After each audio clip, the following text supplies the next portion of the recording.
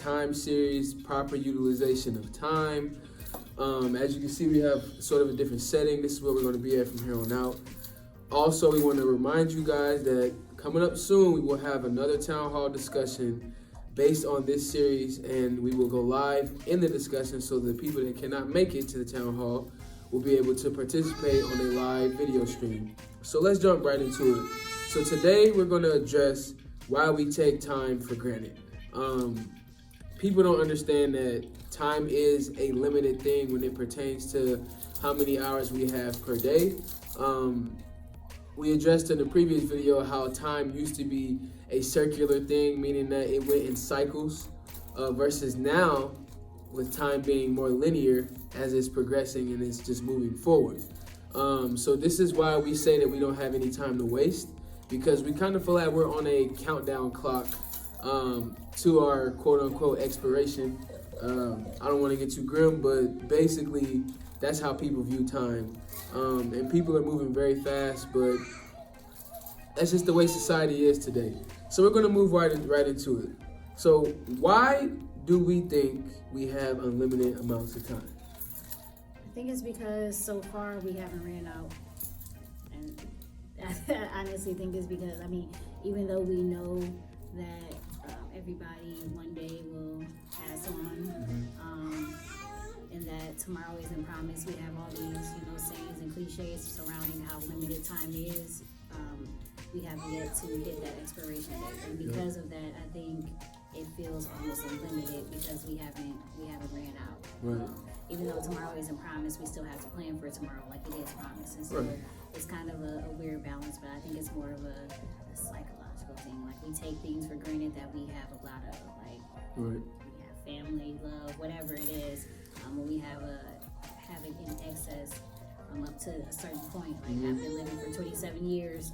Time hasn't ran out on me just yet. So it's easier to take something like that, I think, in my opinion, for granted. Because even though we say it, you really don't hear people saying it until they, sometimes experience a sudden death, or they, something has to shock them into the reality of, time isn't, always on our side. Right. And I just think it's just my personal opinion. Yeah, I definitely agree.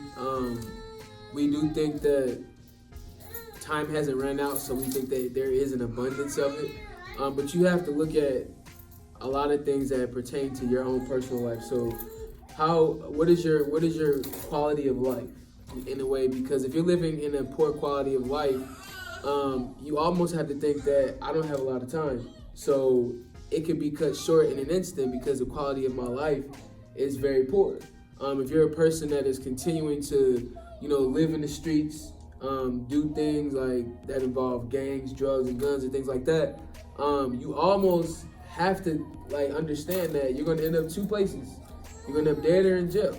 But if you go to jail, you know that you have to serve that time, and you can't do it freely because you don't have the liberty to do what you want. So the quality of your life is directly correlated to your perception on the amount of time you may or may not have. Honestly, I don't think I have a poor quality of life, but I do believe that I can take my time a little more seriously, and that boils down to procrastination. Procrastination really isn't a word. It's all about whether something holds an importance in that situation or in that time frame. So the amount of time that you have to do it might be set by a deadline if you have an assignment. If you don't meet it, and it wasn't important to you at that time. So you got to look at it like, what's important to me right now? What can I do right now to make it seem or make it like I'm utilizing the time that I do have? Because in essence, we know we're going to die one day. So the clock is kind of winding down. We just don't know when that day is, and that is the scary thing, the unknown. But you have to prepare each day like it's your last day. So we think that we have unlimited days. But I feel like if a person is treating every single day like it's their last, they're doing everything they need to do without any discussion among themselves, then they'll get things done more frequently. But it's definitely an open-ended question. You have to apply it to yourself and see how you're looking at the quality of your life, and if you're viewing time as an unlimited resource. Now we're going to get into a few elements of time that we configure.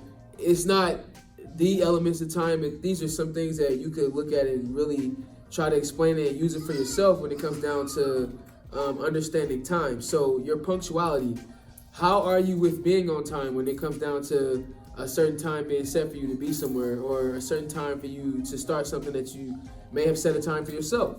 I've heard people say that the people who are most likely late are people who are really intelligent, but then you just don't have a sense of time.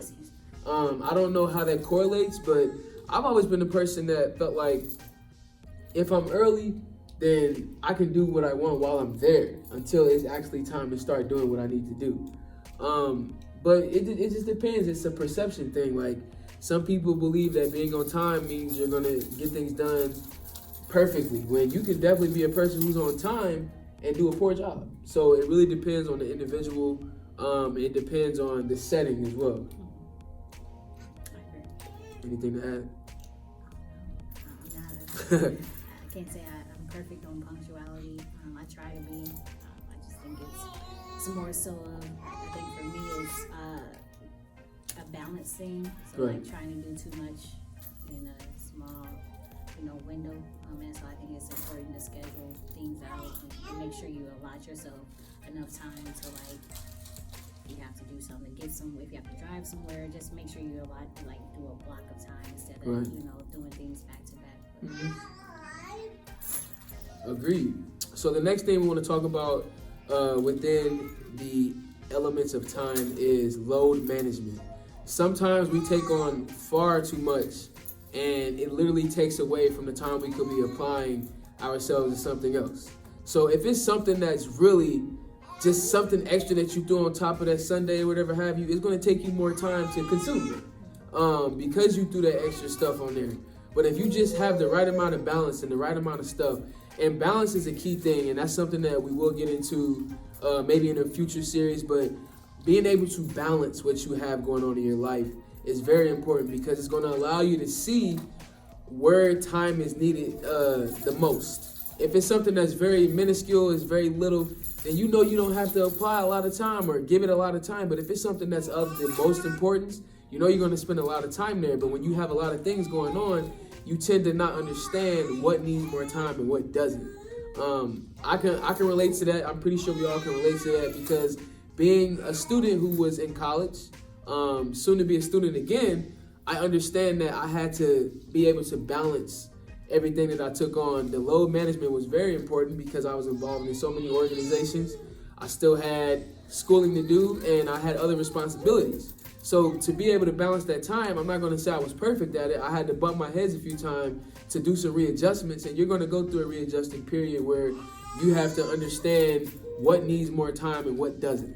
So it's a very important thing, and load management is probably one of my top things, because you got to understand when something is taking too much of you along with your time. It literally can drain you. I agree. That's kind of what I was alluding to in my previous statement is, with punctuality, if you have too much going on, you seem to be less punctual to certain things, but definitely managing everything you need, not only to get done, but for yourself as well. So right. Make sure you allot time for family, self-care, those things that are important to you outside of like your tasks, right. your responsibilities, work, whatever. So right. The next thing that we have on the elements of time list is common courtesy. So you have to be courteous of others people's time. You don't want to waste somebody's time, because that's something that they will never get back, because we understand that time is linear. It's continuously moving forward. So when you waste somebody's time and they realize that you're wasting their time, you're going to kind of burn bridges with them and be like, look, you wasted my time with this. I don't think we can work together. I don't think we can do business, or whatever you guys have going on. Be courteous of time. You don't want to show up somewhere late when somebody is on a time-sensitive schedule. You don't want to show up late to something that pertains to you, and it's on a time-sensitive schedule, because it's only going to make you stress, and it's going to make the people stress that you're involved with. So be courteous of other people's time, and sometimes we don't even realize that we're not being courteous when it comes to other people's time. No, I agree with that. I think think sometimes that goes with the load again. Sometimes we get so overwhelmed that we don't even realize that we have wasted somebody else's time. But yes, be courteous. I don't know if you plug for the 5 love languages book, but you know, some people love language is quality time. And so like time is very, you know, highly, I'm one of those people. It's highly important that you take the time out to spend with people, but you also respect that time that you guys are together. You respect that time. So Right. I definitely think that's a huge part of time management. Definitely. Another element of the time that we have in this life is to be able to know that the future is unseen. It's unforeseen. You don't know what the future is going to bring you. But that's why in the Wise Truth we talk about being a better version of yourself today, because we don't know if tomorrow is promised. But you do that and you make the changes today so that you can have the probability to have a better tomorrow. The probability is going to be higher if you make the efforts today. It's the same thing. You got to work hard today for a probability of a better tomorrow when it comes down to time. They all go hand in hand. When you're working hard on something that is time sensitive or it requires you to have a lot of time, and you want to present it in whatever way you want to present it, but you want to present it well.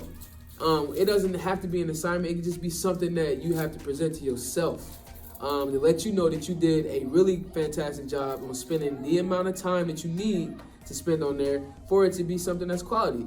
So in essence, you're planning for the future, but you have to understand that the future is unforeseen. You can't see the future. So you focus on what's going on right now today. And if you're wasting time, then who knows what the future is going to bring. I hope that it's not misfortune, because wasting that is a big issue. I think there's no better time than the present. I'm ready to wrap that up because we don't know what the future holds. Yeah. So it's important to be present in the present and not Yep. and not be so. I mean, of course, plan for the future. I'm not saying let's not plan for the future, but it's definitely important to enjoy and value the present time Yep. that you do have, that you know you have. In essence, you have to live in the moment. You have to, like you said, be present in the present. There are a lot of people who are present, but they're not present. If anybody knows what that means, there is a big difference. And if you're present in the present, you are interacting or you're living in the now instead of just being there and not living in it at all. There's a big difference.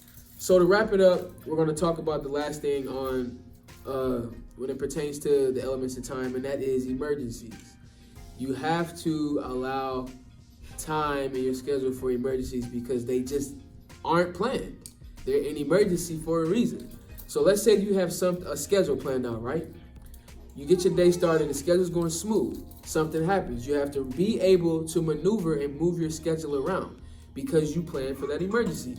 You have an emergency block built into your schedule and you can shift it. So the emergency can happen at any point in time. It can happen at the very beginning of the day, but you understood that. So now you can change things and say, look, I planned for this. It was something that I thought was going to happen, and I really didn't know for sure, but it did. So now I'm able to maneuver around that emergency. I know it's hard to do that, and it takes time to actually be able to plan for an emergency that will take time, and you can see why time is important here. But it takes time to be able to master that. But the more and more you practice with planning for emergencies, whatever you have going on, it can be a small emergency, it can be large. The better your scheduling will get, and it'll allow you to put the time into the things that you need. It all goes hand in hand with each other, and time is a very important aspect of life. We don't have it to waste since time is linear. So since time is moving forward, you got to be able to maneuver it and use it the right way. Agreed. All right, so that was it. Again, stay tuned for the next video we're dropping next week, and then stay tuned for the town hall meeting that we have coming up shortly after that. So thank you, family. Peace.